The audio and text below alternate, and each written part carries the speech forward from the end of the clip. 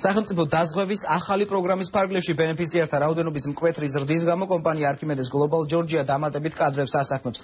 თბილისში მცხოვრების 310,000 სადაზღვევო კლიენტის სხვადასხვა ტიპის მომსახურებისთვის 52 თანამშრომელი პროფესიული მომზადების კურსს უკვე გადის.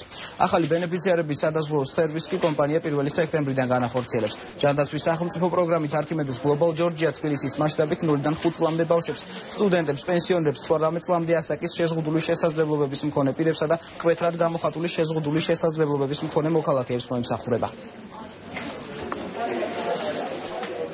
ამ გათვლით და რაოდენობის მიხედვით ვფიქრობთ, რომ საკმარისი იქნება, თუმცა ჩვენ არ ვწყობთ მუშაობას და ჩვენ ვიღებთ დამატებით ვაკანსიებს და სარეზერვო კადრები, რა თქმა უნდა, შეიქმნება.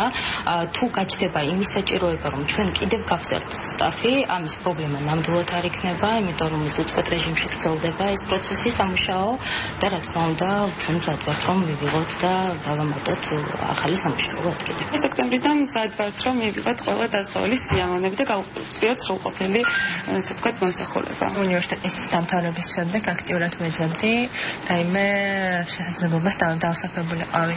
რა თქმა უნდა, ვნახე ეს ვაკანსია საკმაოდ კარგი პირობებით. გამოვაგზავნე CV, გავიარე რამდენადმიანი კონკურსი და დამიკავშირდნენ.